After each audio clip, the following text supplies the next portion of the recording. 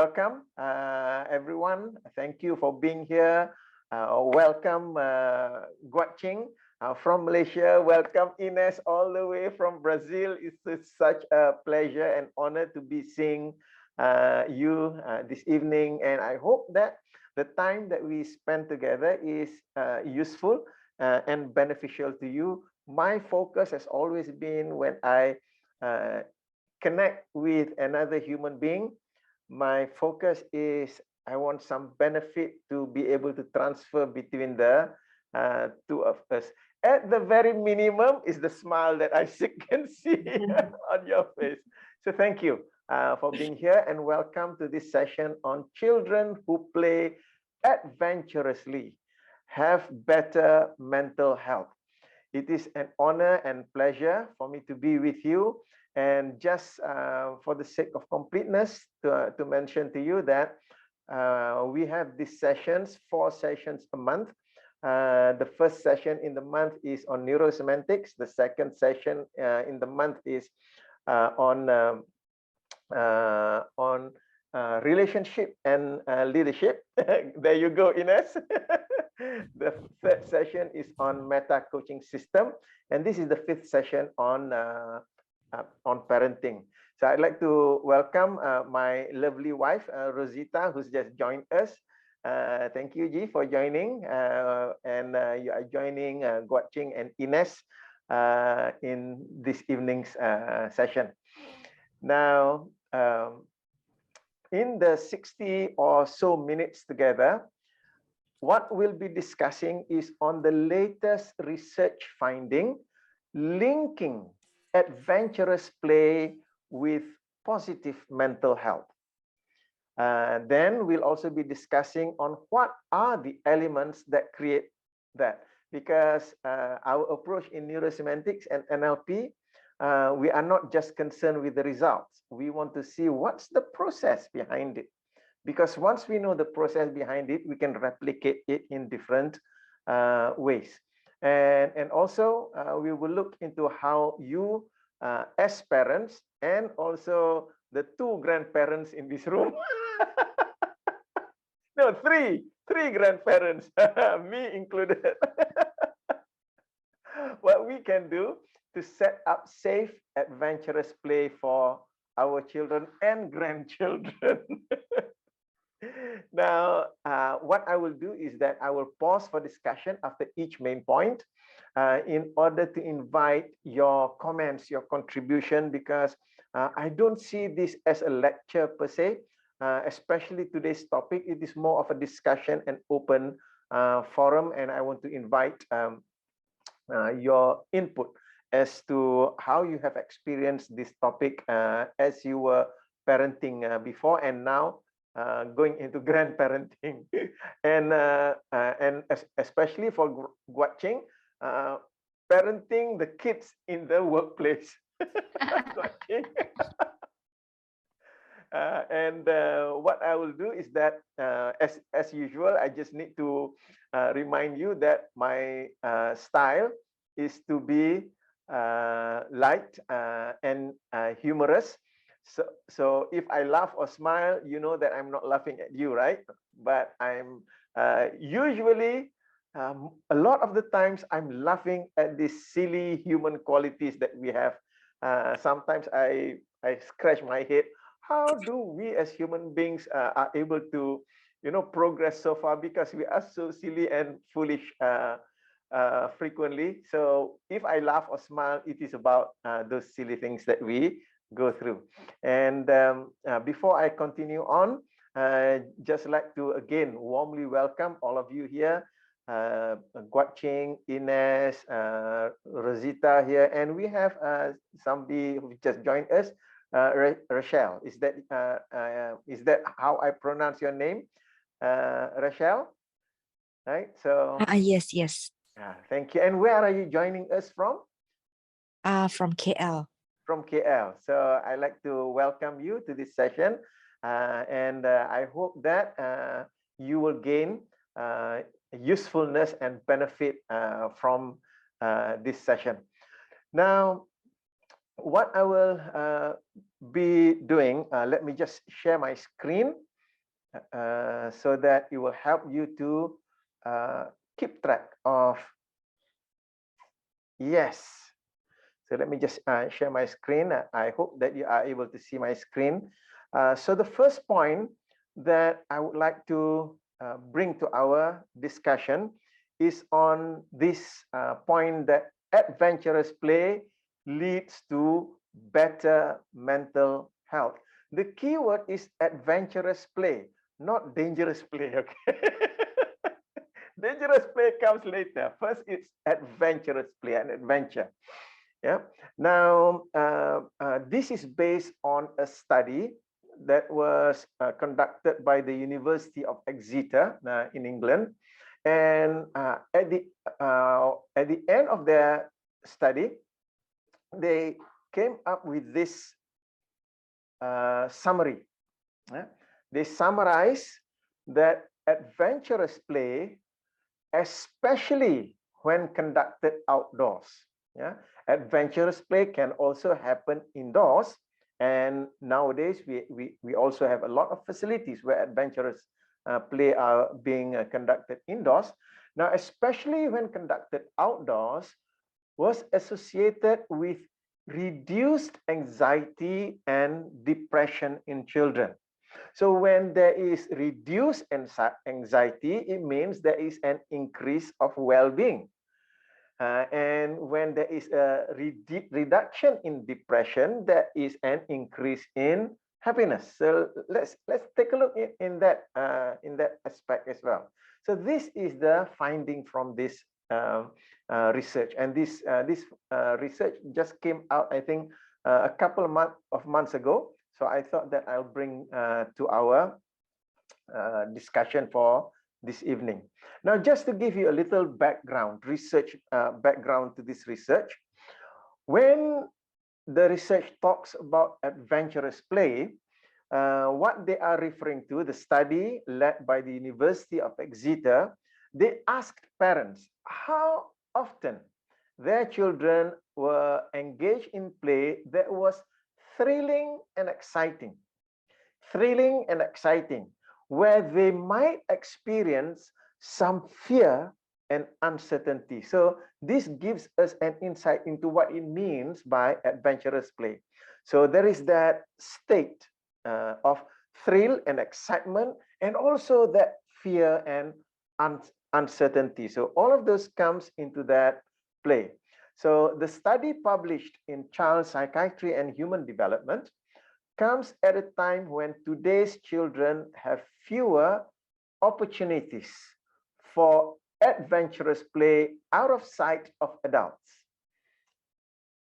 And that part of the play being out of sight of adults are also crucial in this research. And when we talk about play that is out of sight of adults, they are referring to climbing trees, riding bicycles, jumping from high surfaces, or playing somewhere where they are out of adult sight. Yeah, so that's basically what they look at. So the study sought to test theories that adventurous play offers learning opportunities that help build resilience in children, thereby helping to prevent mental health problems. In neurosemantics, we've also discovered that part of resilience is being able to bounce back from a setback. And now it's giving us clue as to why adventurous play is so healthy, because when we play adventurously, I don't know about you, but I grew up climbing trees, riding bicycle that were 4 times my size, that kind of thing.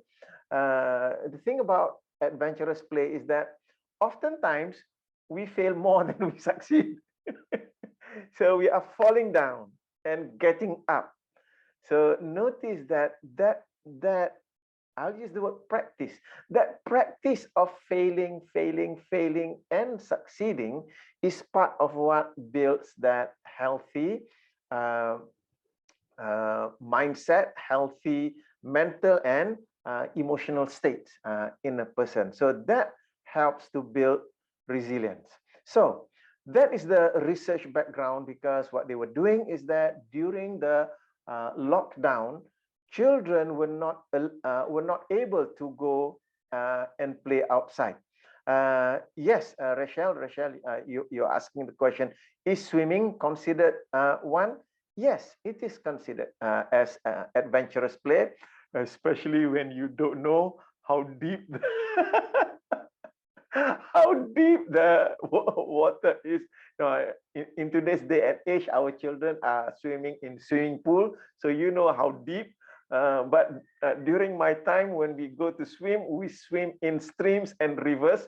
We don't know what's inside there, and we don't know how deep it is. So that part of fear comes in, and that is also part. That fear is an important element. So later on, when we go into the process, it's an important element of adventurous play that basically contributes to mental well-being. So let's take a look at what the research finding discovered. The first one is that children who spend more time playing adventurously have lower symptoms of anxiety and depression. And they were happier over the first COVID-19 lockdown, according to this new research. I don't know about you, but many people do become borderline crazy being locked down, especially in the first lockdown, then the rolling lockdown that we experienced. Now, especially for children, not being able to go out, that is a stressful situation. It's just that children who were exposed to adventurous play before the lockdown, and if they had opportunity during the lockdown to have adventurous play, then these children showed lower symptoms of anxiety and depression, and they were happier than their peers who did not have the opportunity for adventurous play. The next thing is that researchers found that children who spend more time playing outside, they had fewer internalizing problems characterized as anxiety and depression. So these children were also more positive during the first lockdown. And if I'm not mistaken, during the first and subsequent lockdown, we have cases whereby children as young as 7 were suicidal in their thoughts. So the research found out that the children who spend more time playing outside had fewer internalizing problems, here referring to the inner game, the way that they're thinking and affecting their feeling. So they had fewer of those problems. Yeah. And another thing that they found is that the findings highlight that we might be able to help protect children's mental health by ensuring they have plentiful opportunities for adventurous play. Yeah. So later on, when we look at the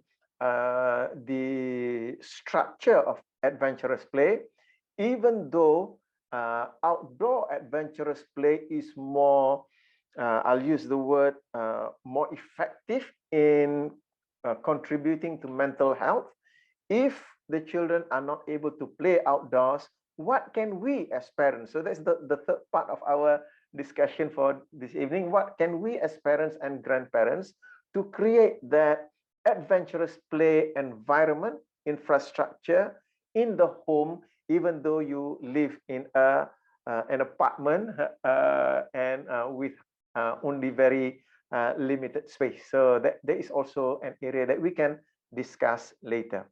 Now, let me share with you the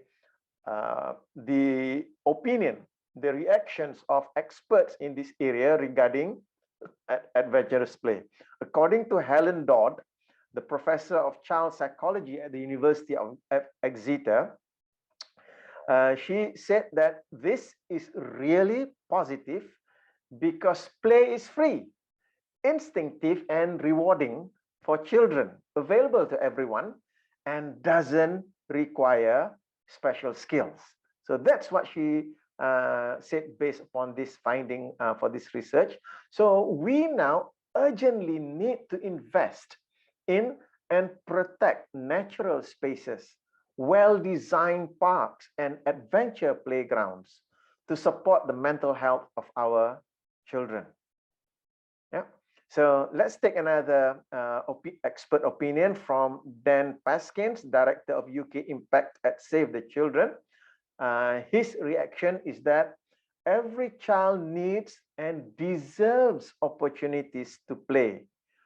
More play, so this is, to me, this is critical. More play means more happiness and less anxiety and depression. Yeah, more happiness, less anxiety and depression. And when I was reading all of this opinion from this expert, it just affirms my belief, my understanding about what play is about for children.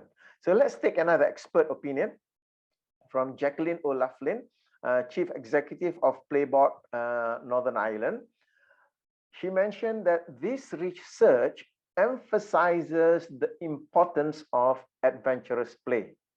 Children and young people need freedom and opportunities to encounter challenge and risk. So these are two critical things, challenge and risk. So parents, we need to put in challenge and risk in our children and grandchildren's ecosystem in their everyday playful adventures. And it is clear from the research findings that playing, taking risks, and experiencing excitement outdoors makes a positive contribution to children's mental health and emotional well-being.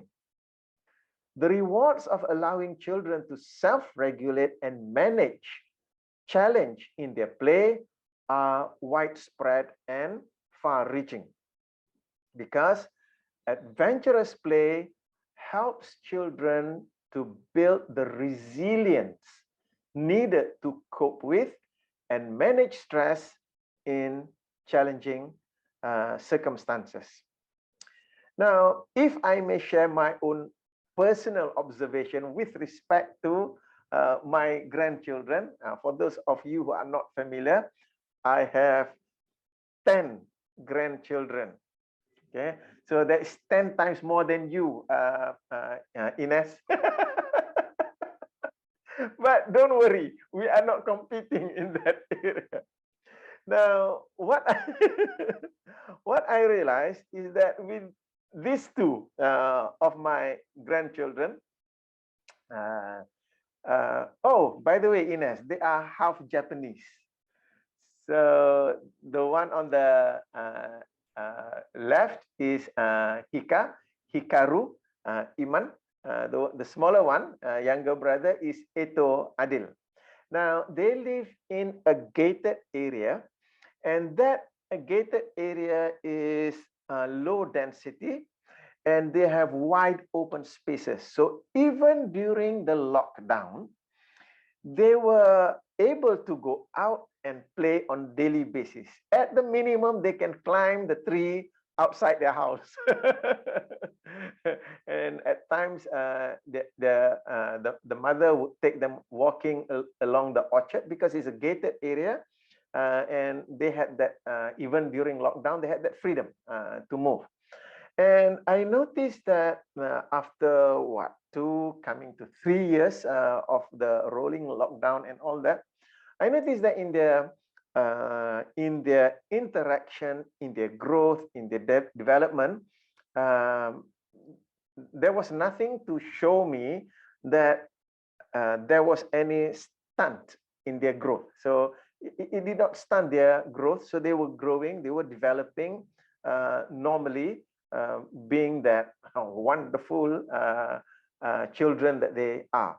Now, when I compare that with my other grandchildren, now they live in an apartment.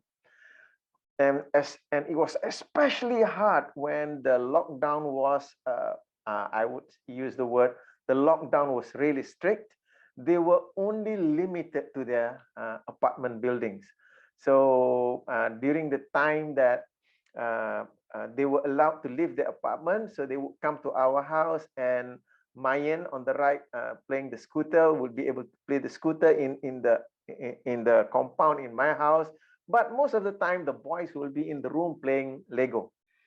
Yeah, so hardly any interaction. And what we did notice, this is coming from my daughter, and also her my daughter's eldest daughter. Maybe Ines, you remember my mentioning about grasshopper. So after the long months of not being able to go out, even to their I will use the word park in their apartment complex, after so many months not being able to do that, and then when when they were able to do that, they were hesitant because they've been locked down for so many months. Even the younger one, the one on the right, Mayan, when he went on the swing again, he was fearful. He was fearful. 2 years before that, he was able to go on the swing, but maybe muscle memory was not strong yet. So he was fearful.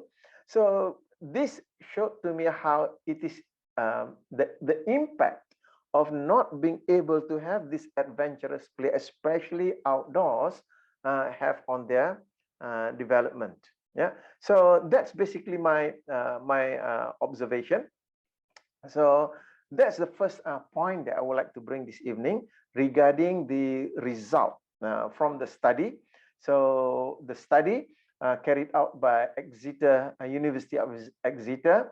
So they concluded that adventurous play, especially when conducted outdoors, was associated with reduced anxiety and depression in children. So in the context of children being confined to homes, so this is what we have noticed, that the study has noticed there is an adverse effect on children when they were not able to go for adventurous play outdoors. Okay, so that's the first point that I would like to make. So I would like to open up for discussion. What are your comments and observations with respect to this? So go ahead, just unmute your mic and let me hear. Well, Marzuki, I thought that scout groups or scout activities would be great for kids. So it's like just this research kind of affirms that scout is a very good activity. Yes. Yeah. Yes. And I was thinking of, for example, my grandson. He lives in an apartment, and he goes to kind of a school for babies. I don't know the name for this, but it's kind of a school for. And yesterday I visited this school, and I saw that it's all not outdoors, indoors. So I'm thinking, if even though he's playing, it's not an adventurous playing, right? Okay, yeah. So yeah, so would be great to take him to some outdoors. Sorry, some words. Sometimes I miss the words. Okay, thank you. So this context, these places which are outdoors. So it would be great to include these activities for him. Yes, yes. Parks. Okay, it's just that the next point that I'm going to go through will be, we are looking at the process involved. It's just that the findings showed that when children are able to play adventurously outdoors, you have maximum result. But it doesn't mean that you cannot create adventurous play when you are indoors. So that's why the next point, we want to look at what are the critical elements, because I'm coming from the perspective, I don't know about you. You are living in Sao Paulo, are you? Yes. Yeah. So I've never been to Sao Paulo. I can just imagine how it is. But in Malaysia, especially in Kuala Lumpur nowadays, a lot of families are living in high-rise apartments. We are talking about 20-story apartments, and they have access to an area. Usually they create one floor where it is open space. They may have swimming pool. They may have, for apartments, they do have that. So they try to emulate what is outdoors over there. So for parents who are not able to take their children out into nature outdoors, so within the confine of an apartment complex, so what can we bring into our children's life that will help them to play adventurously? So that is also something that I hope that we can discuss later. Yeah. Okay. Thank you. Yeah. So yeah, I noticed Guat Ching put in that kids learn through playing. Not just kids learn through playing, even adults. Grandfather also learn through playing. Okay. Marzuki, you never grow old. Thank you for saying that. I will not grow old. It's just that the body might wear out. So, any more comments? G, you have comments, or Rachel, you have any comments with respect to that first part? Marzuki, I have a question. What's your Sure. thoughts? Kids play on extreme sports like bicycle, lanja, all those. So thank you for asking that question. So that's why when afterwards, when we go into setting up our children for adventurous play, the key element that we bring in is safety. So when we talk about adventurous play, it is safe adventurous play. And there are so many things that you can do that that can make it safe. Yeah. For the benefit of Ines, Basikal Aja is a kind of bicycle that they have modified to make it go faster. They even took out the brakes. So these bicycles are going without brakes, minimal, so they can go very fast. And the issue that we have, especially here in Malaysia, is because these children, we are talking about 10 to 15-year-old, they live in these apartment complexes. They don't have they don't have spaces where they can play safely. So what they do is they ride these bicycles in the middle of the night on public roads, and that creates a dangerous situation. So yes, that is adventurous play. However, it is not safe. So that's why I'm looking around the room. Maybe you may not know this. Basikalaja is for teenagers. They cycle, but especially for young adults, I'll use the word especially for young men. They like to ride motorcycles very fast, and they like to race their cars. And I would say something like, it is almost 20 years ago, when in Malaysia, they previously we had a racetrack near Kuala Lumpur. It is called the Batu Tiga Race Circuit. And then they built the international racetrack in Sepang.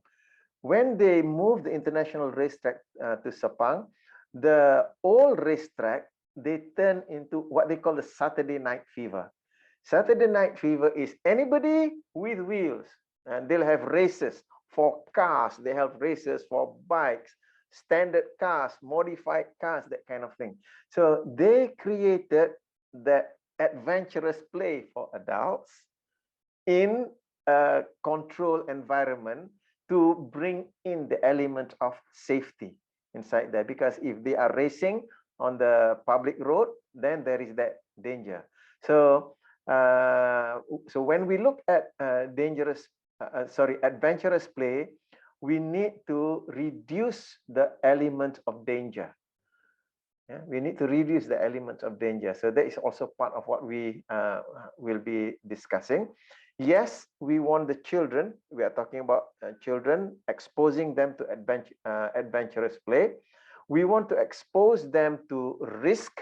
We want to expose them to fear. At the same time, we want to remove as much danger as possible. So there are things that as parents, we can do that. Yeah, I think I gave this example whereby my eldest granddaughter, Grasshopper, she learned how to climb before she can walk.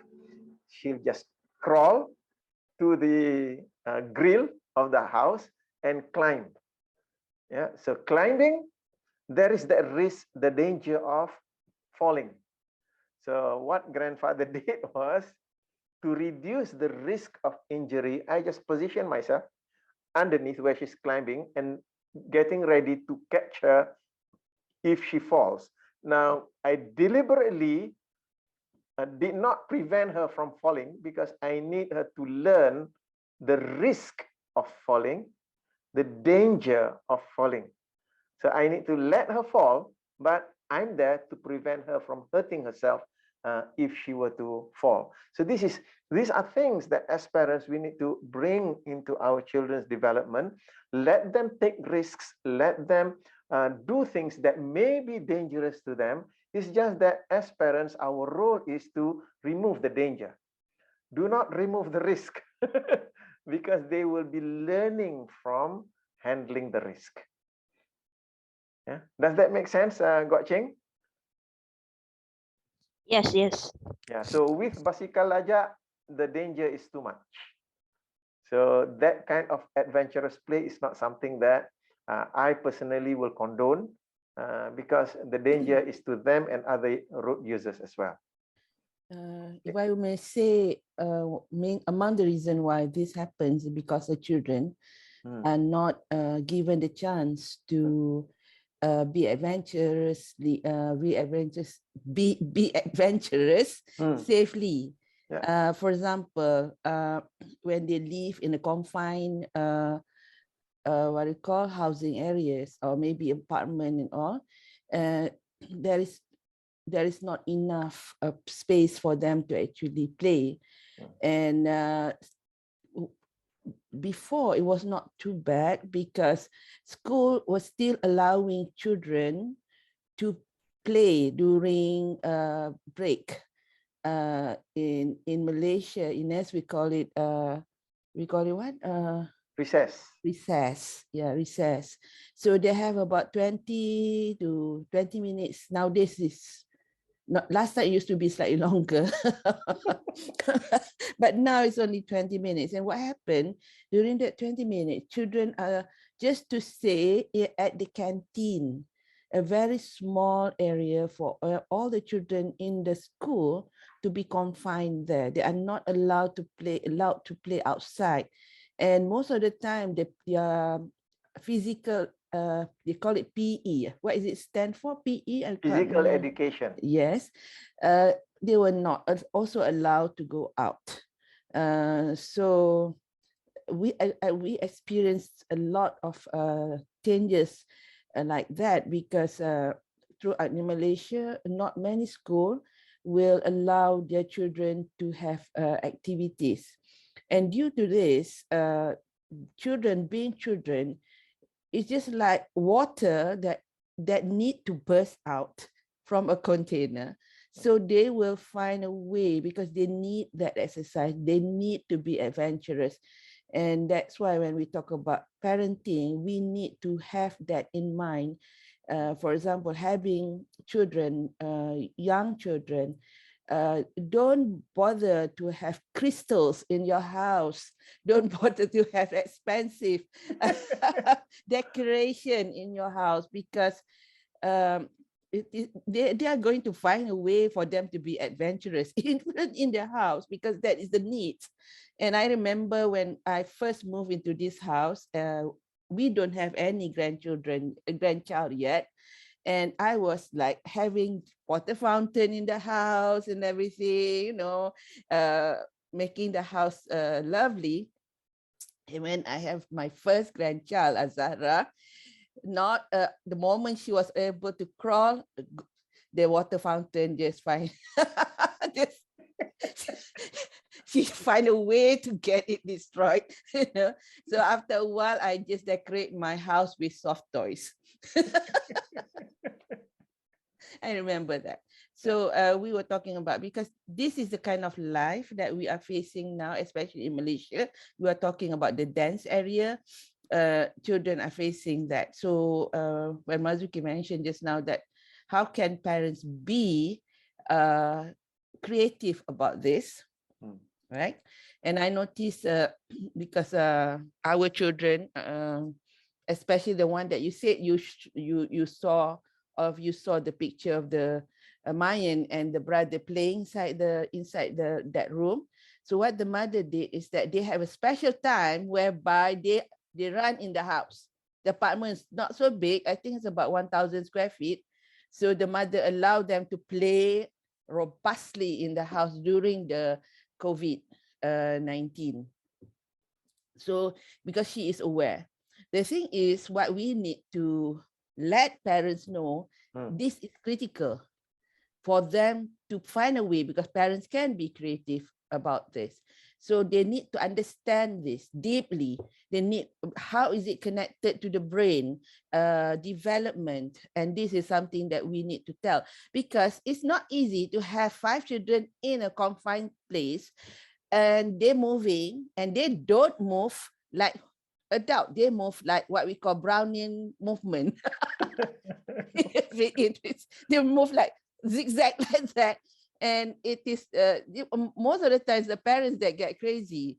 But the thing is, they need that. The children needs that. And that is the education, the message that we need to spread among the parents, so that they understand, if they want the children to grow well, physically, mentally, emotionally, in fact, they need to have this. And when parents understand, I believe they'll find a way. Otherwise, they will say, keep quiet, sit still.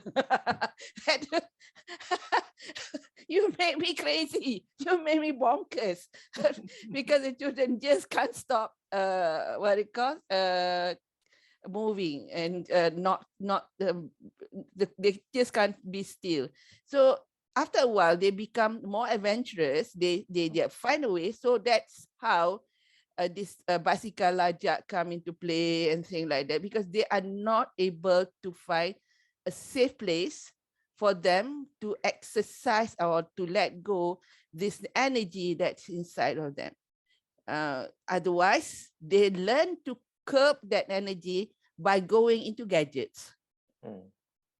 That will be the way, an outlet. And when that happens, they only have the stimulation. It's not even stimulation, because they will go for rough or permainan ganas, what is it called?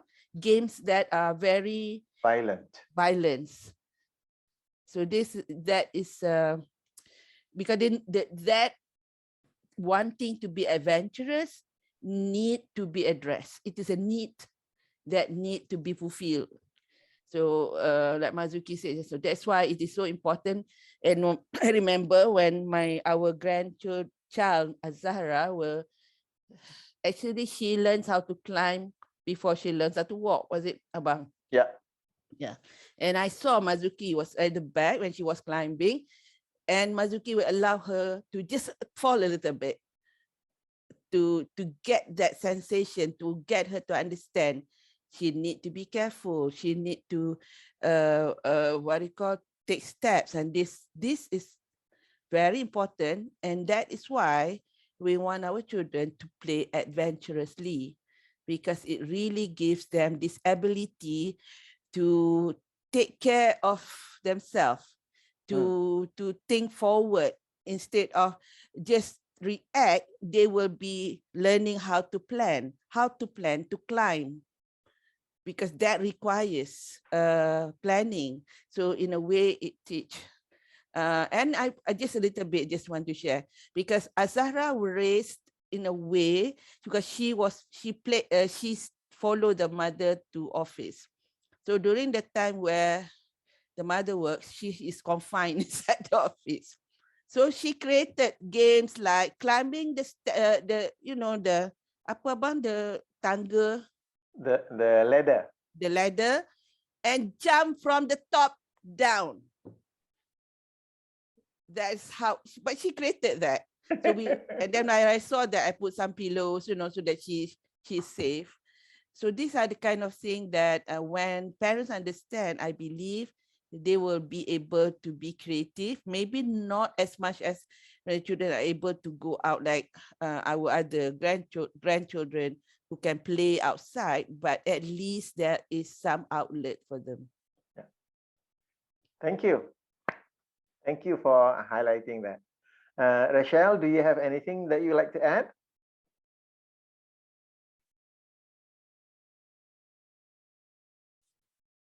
No? Not for now. Thank you, Rachel. Right. So let's move to the next point where we unpack the elements or the structure. What makes adventurous play? What are the elements that create that? You have the activity of adventurous play that leads to better mental and emotional well-being. So we are looking at what are the elements involved that created that. So the first thing is to understand what are the elements in what is termed as adventurous play. So looking at the research, one of the elements is that the play is thrilling and exciting. So it engages the child emotionally. It gives them that desire to be involved in the play. It is thrilling and exciting. Instead of being told to do something, parents ask them to do something which is boring. So it is thrilling and exciting. So this is one clue how we can replicate it. So this is taking into account that what is meant by adventurous play, it is thrilling and exciting. Now, not just thrilling and exciting, there is the element of fear and uncertainty. They don't know what will turn out in adventurous play. It could turn out well. It may flop, and they might even injure themselves. So there is that fear and uncertainty. So when we talk about adventurous play, we are talking about something thrilling, exciting, but there is also that fear and uncertainty. The next thing that they mentioned in the study is out of sight of adults. So meaning to say the children are on their own. So that puts them into a totally different frame of mind, because if they are outside out of the sight of adults, then they need to take care of every emergency by themselves. So this adds an extra layer, extra frame to that particular behavior. And the next one is that adventurous play brings them challenges and risks. So the fear and uncertainty comes from the risk. So these are the main elements to what we are referring to adventurous play. So yes, earlier we talked about if the play is outdoors, we have maximum impact. But once we understand that adventurous play refers to a play that is thrilling and exciting. There is some fear and uncertainty because there are challenges and risks, and it is also out of the sight of adults. So once we know these are the elements, can we replicate it indoors? Yes, we can. So this is where our creativity as parents and grandparents need to come in, as long as we can bring these elements into that play. Now, what makes it, I would say, supportive to the growth of the children is the process. The process that they go through is when they are involved in adventurous play, is this process of self-regulation and managing the challenge. So they need to regulate themselves in terms, so out of sight of parents means to say, my parents are not here, I have to do things for myself. And then the risk. So what do I do about that risk? So it involves them in their whole way of thinking. So looking at it from the thought process perspective, I identified 5 areas that contributes to this process. One is in the meta program or thinking pattern of goal striving. So adventurous play engages this child to be operating their goal striving thinking process. So some will operate from skepticism, some will operate from optimization, some will operate from perfectionism. So this allows them to play around with that meta program. So this is how it helps to build them. Another element that is important in self-regulate and manage challenge is risk taking. We come in different shapes and forms. Some people are risk averse, some people are risk embracers. For example, I showed to you the picture of our grandson Hikaru. Hikaru is very risk averse. Everything he is very defensive. He doesn't want to take risk, so he wants to manage that risk. So this is where in adventurous play they begin to balance that. In some areas they begin to be more risk averse. Some areas they become a risk embracer. So it helps them to be able to play around this particular meta program, and they are the ones who are making the decision whether I want to take the risk or I not want to take the risk. So this is how it contributes to the children. The next meta program is the meta program of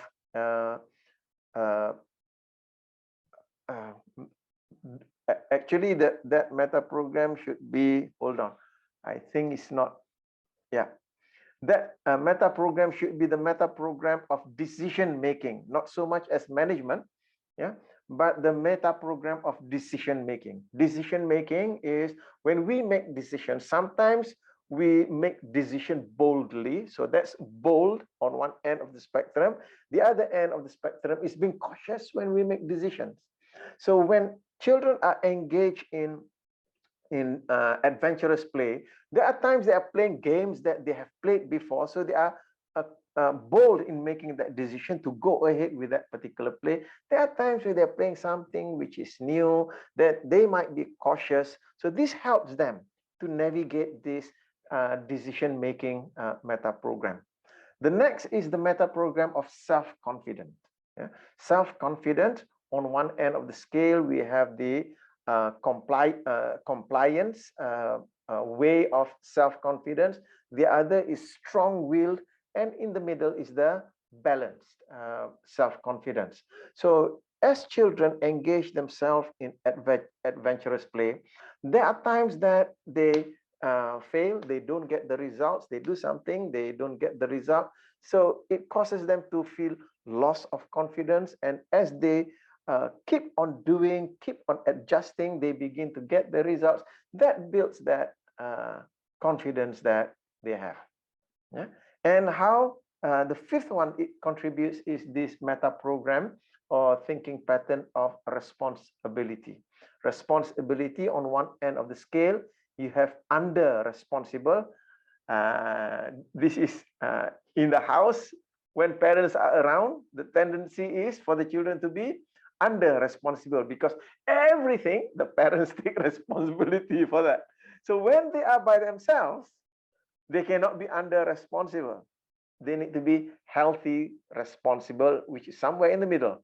They cannot go over responsible either because that is also not healthy. So these are, in terms of processes, I realized that, okay, so these are the reasons why adventurous play is useful for young children, because it helps them to develop the thinking processes in these 5 areas. Now, what are the outcomes of adventurous play? On the one hand, we have the outcome is that it prevents mental health problems. Yeah. And the next one is that it lowers the symptoms of anxiety and depression. And they experience fewer internalizing problems characterized as anxiety and depression. So this is the away from. So these are the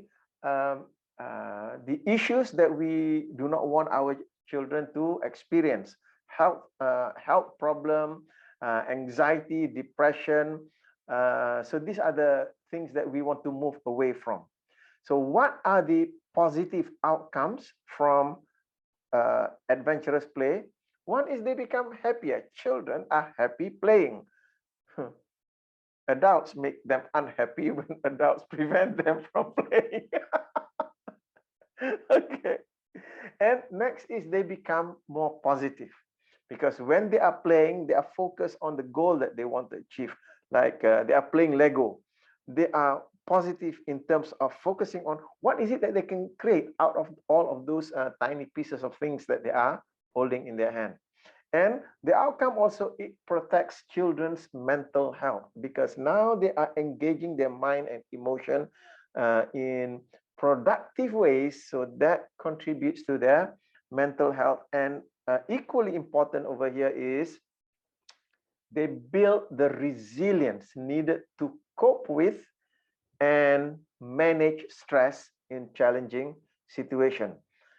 Because the key thing about adventurous play is sometimes you get it, sometimes you don't, and children need to learn to not get the outcome that they want. So this is the process of falling or failing. I prefer to use the word falling. They want to do something but they don't get it, so they fall. Yeah.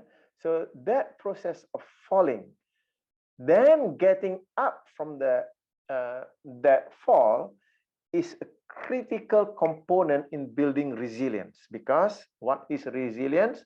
It's about facing a setback and to get up from the setback and move forward. So when our children they go through adventurous play, they fall, they get up, they fall, they get up, they fall, they get up. That practice of falling and getting up, that creates that resilience in themselves.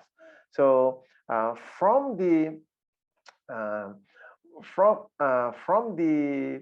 I'll use the word neurosemantics perspective. Now that we identify the processes, the process is now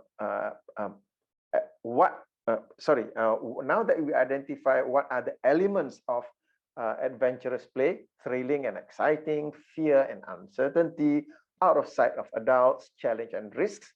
So asking ourselves the question, what can we do? Because now I'm bringing the question to us adults, who, for many of us, we live nowadays in the concrete jungle. We go around us, we see that concrete thing. I love staying in Kota Damansara because by tomorrow morning I'm able to walk into the forest because there's a community forest over here, but for many people who live in cities, finding a real jungle, a real outdoor is a big challenge. Once we understand these elements of adventurous play, to ask ourselves, even if we live in an apartment block where there is a small outdoor space, what play can we bring to our children that is thrilling and exciting, there is fear and uncertainty, and we can leave them to be able to do it by themselves, so that they are not bothered with us around, and that there are challenges and risks, so that they can self-regulate and manage the challenges and manage the risks. So creating those kind of play. So that's why coming to this next point is for us to be thinking about how can we set up and over here Guaching, a safe adventurous play for our children. Yes, we want them to play adventurously, but key thing is that safety and security. That's number 2 on Abraham Maslow hierarchy of needs. Safety and security. So what can we do? When we talk about adventurous play, climbing trees, riding bicycles, jumping from high surfaces, or playing somewhere where they are out of sight of adult. So the big picture, that's grasshopper climbing on the grill of our office. So that is in a confined environment. She's able to create a play that is adventurous for her. If it is outdoors, there are parks around us. So what can we do in order to bring so that our children can ride bicycle, climb trees in the parks? And Rosita mentioned earlier some of the things that they do that is adventurous to them. That's why I've got a little video clip over here, just to show to you that what's possible. What's possible when you know these elements, bring it into indoor. What's possible for you to create play that is adventurous? So let me just play this video clip. Oops. Yes.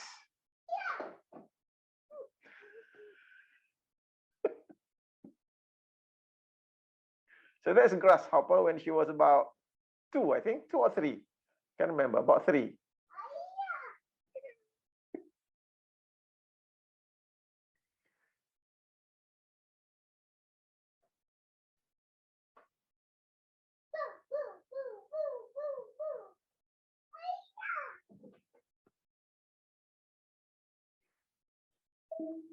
Okay, so what's possible for us to create that? So you notice that the part of safety, she first got the ladder, she climbed from the ladder and jumped onto the thin carpet. So the safety part was when Nami came in and took a mattress so that she can jump on the mattress. So it is safer for her in that context. So let's bring in the discussion for this evening. Knowing the elements of adventurous play, the processes that are involved, and the wonderful outcomes. So how is it that we can set the safe adventurous play for our children and grandchildren? So let me just open up for discussion. Anyone would like to go first? Ines, how old is your grandchild? Oh, he is 1 year, 10 months. 1 year, 10 months. Yes. Okay. And yeah, he does kind of jumping from some place to the other. He does that. But when you mentioned the meta programs we are developing on the children, I understood that. What I think is which meta programs we are running on ourselves that prevent us to put kids in a safety risk, for example. Because, well, I say that because I was when I was a child, my mom was kind of mom that everything was danger. Don't do this, it's danger. Don't do that, it's danger. So still nowadays, some things I still work on this. Everything is danger, no? So now as a grandma, I see how can I get aware of how I'm running my brain, but sometimes I don't feel the safety I need to let it go, to let the kid do what he wants to do, you know. But okay. How are your frames about that? How do you work on your frames and your meta program, so on? Yes, thank you for asking that. So this is where the meta program of risk. So one is risk averse and the other is risk embracer. So if we are running that meta program from risk averse, it creates fear, and fear is an emotion that is telling us that there is danger. So once we have full control over our state, realizing that I'm feeling fear. So what is that fear all about? Because fear is just telling me there is danger. So once I identify danger, fear is not useful anymore. So this is where, as parents and grandparents, noticing that, oh, I feel fearful that my child might be in danger. So I need to identify what is the danger. And once we identify the danger, to go into caution. So from fear, we move into caution. So what steps that I can take in order to reduce the danger? Instead of remaining in fear, don't do that, you'll die. Don't do that, you'll die. Parents like to do that. So instead of remaining in fear, we move from fear to caution. Now that we've identified the danger, we take steps in order to reduce the danger. So we are operating from caution. So the example that I gave to you about grasshopper jumping off the ladder, you know, children, they don't have any idea about danger. So she took the ladder, she started jumping off the ladder onto the thin carpet. So what Nemi discovered, oh, there is danger. Jumping from ladder to the carpet, there is danger. She might hurt her knees and ankle and whatsoever. So to reduce that danger, bring the mattress.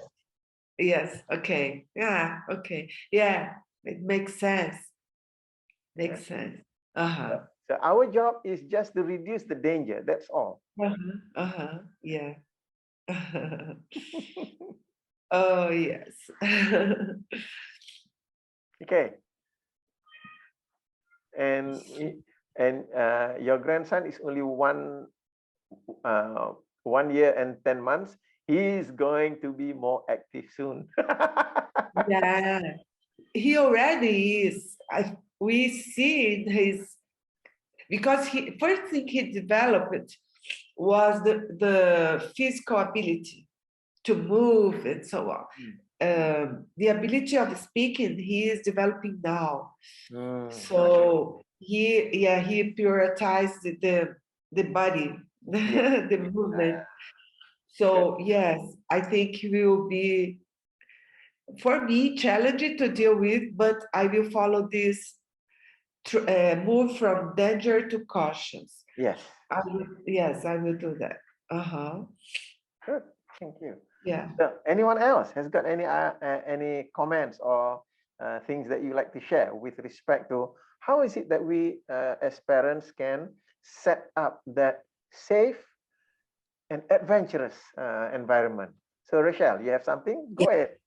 Marzuki, I think for Asian parents, I mean, sometimes I find it very challenging. It's like, okay, I have a 6-year-old son. So what happened? It's sometimes I want to give him the chance to explore, but at the same time, I feel like me and my husband, we have our own fear as well. Like sometimes it's hard to control our own fear. For example, like if he's if he's not feeling well, then he doesn't want to eat medicine. So for us, we know that, oh, you're having a high fever, you must, just example to address the fear, right? So it same goes to when he going to any adventurous place. So we're thinking, oh, you must eat the medicine. If not, then he said, I don't want to eat. What happens if I don't eat? They will be like, okay, then you will go to hospital. So we say like that, but and then sometimes we want to give him the environment to have an adventurous play, like jumping very high up from the sofa and things like that. So people around us can't help the adult and say, no, don't do that, you will break your leg, you will break, you will hurt yourself. And instead of, because just now I give a very good example, like just put a mattress instead of the clean carpet. So, but we cannot control our mouth to say the consequences. And also, we feel like if we say that, so he needs to know a bit of the danger so that he can protect himself when we're not around. So what do you think of this, Marzuki? Yeah. So thank you for saying that. If I understand you correctly, the thing about it is, as parents, we need to get our stuff together. So if our stuff inside there is not sorted out, we are still operating from fear. We are still operating from over responsibility. Then the issue is that we become the obstacle to their growth. Yeah, I was just talking to my client this afternoon. He was saying that because his maid, Malaysian, so his maid ran away. So for the last few weeks, they've been operating without the maid. But he was saying that, hey, to some extent, he's enjoying this time because now he has the house to themselves, to his wife and children. So he doesn't feel that he's in a public place all the time. So now it is. So and he was saying that he's able to to help his wife, because his wife taking care of the 3 children. He cleans the house as well. He washes the dishes. And then he says that, hey, when I clean the house, my son is watching me, and I noticed that he's also cleaning his toys after he play. He's putting away his toys after his play, because last time he played the toy, the maid puts away the toys. So this is where, as parents, we need to know that when we make a decision, sometimes we look at what we want to achieve. A decision is two-edged. From the word scission, you cut. So when you cut, most people see what they get from what they cut. They don't look at what they push away from the cut. For example, you take a piece of chicken, you cut. Let's say you want to have the drumstick. You cut the chicken so that you can have the drumstick, and you just focus on drumstick. When you make that cut, you decide to have the drumstick, but you overlook the fact that you leave behind the thigh. So similarly, when you make a decision to your child, don't play this game, because what you are looking at is the safety element, so that the child will not break his leg or something like that. But you are not looking at the loss of opportunity, because when the child doesn't play in that adventurous play, the child doesn't learn how to think for himself. The child doesn't learn how to manage risks. The child doesn't learn how to organize activities. So you are basically depriving your child of that particular growth. So you need to look at it from that perspective. So in the long run, so that was what I was talking with my my client just now. in the long run, not having a maid is more positive to your child's development than having the maid now. The maid is positive for short term. It gives you comfort and convenience now. But having that maid, you are depriving your child of learning how to take care of himself, taking care of the house that he lives in, and later on, at the age of 20, he moves out of the house and he stays in his own house. He doesn't know how to take care of himself in that house. So that is the growth that you are depriving your child of. So these are ways of thinking that can help us to mitigate the risk.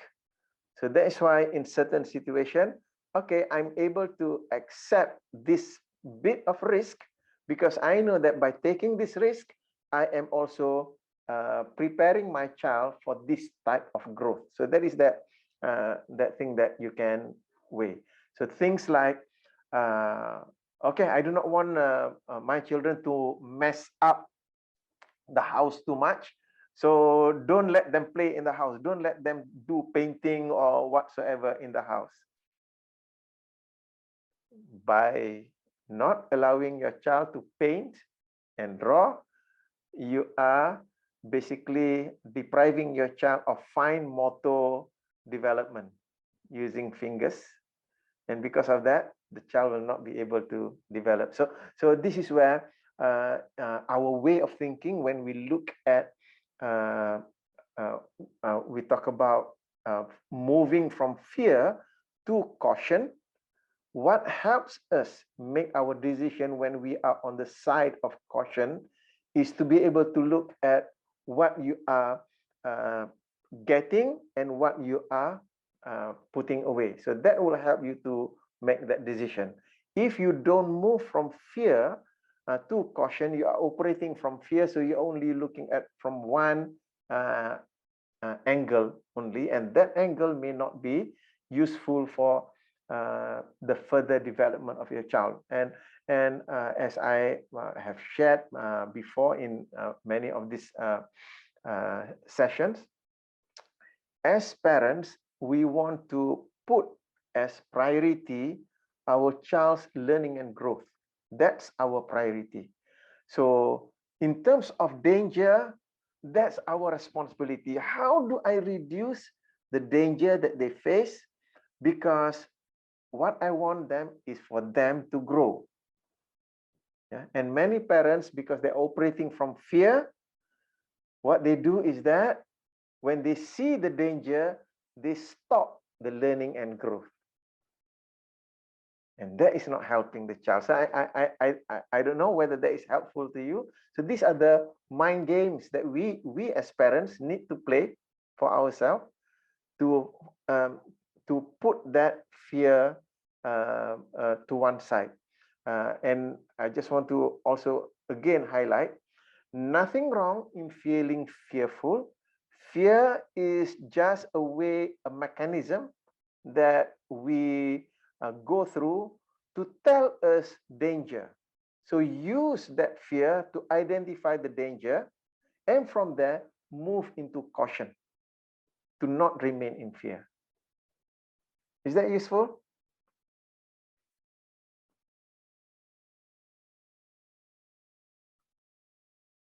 Yeah, a lot.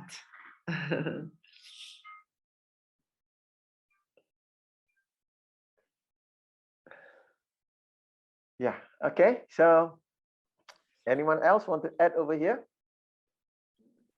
So we are coming close to the conclusion of our session. I would like to move to this. This is my favorite part of the session. Is basically to ask from you, what is your takeaway from the session that we had today, from our discussion? If you have additional questions that you can come up with later. At the same time, what's your takeaway? Yeah.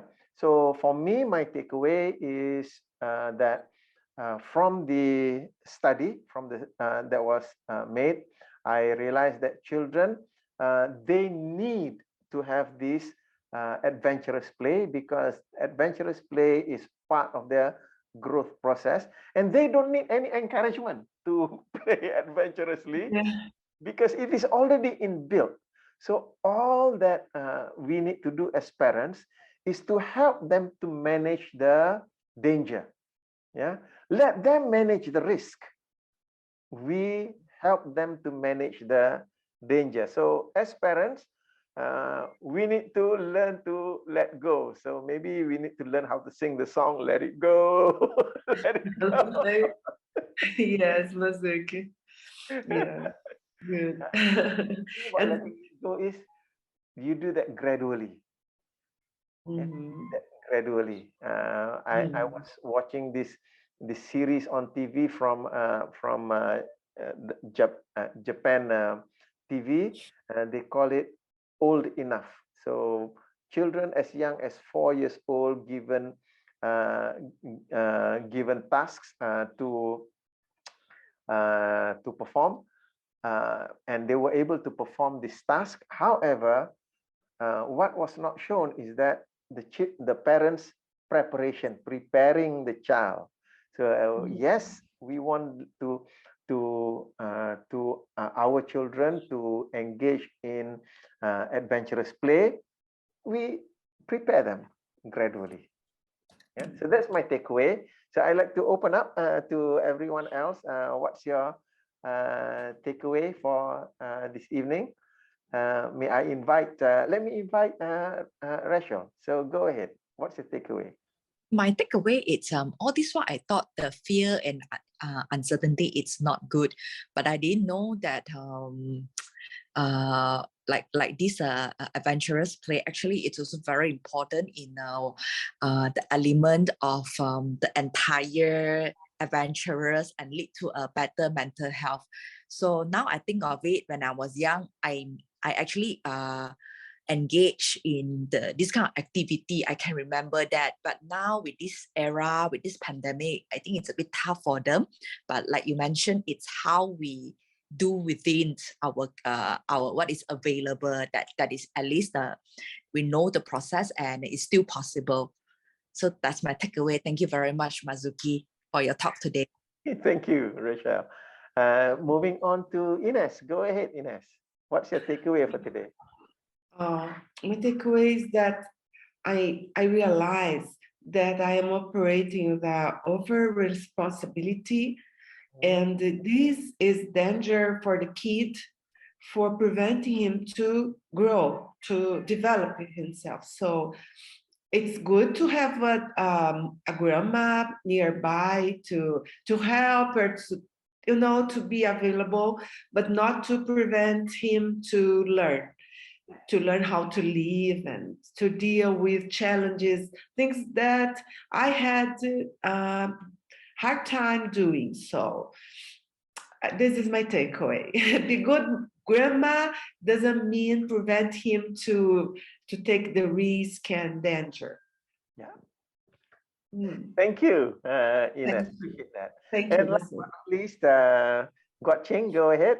Thank you, Marzuki. My key takeaway is train the child to openly accepting the challenges and also learn how to manage risk and responsible for their own safety and decision. On another side, it also train the child how to communicate and also work with other playmates in the games. Yeah. Wow. Right. Thank you very much for that. And you mentioned it trains the child how to play with the playmate. So that was not raised earlier. So thank you for bringing in that point at the end. It's a two part. One is your own personal, and another one is how you communicate and work together with other playmates. Yes. Thank you. So with that, I really appreciate your time. It's wonderful. And I look forward to seeing you again. So again, thank you. And may we meet again at another time. So good night to Guat-Ching and good day to Ines. Yeah. Thank you. Good night for you. Bye-bye.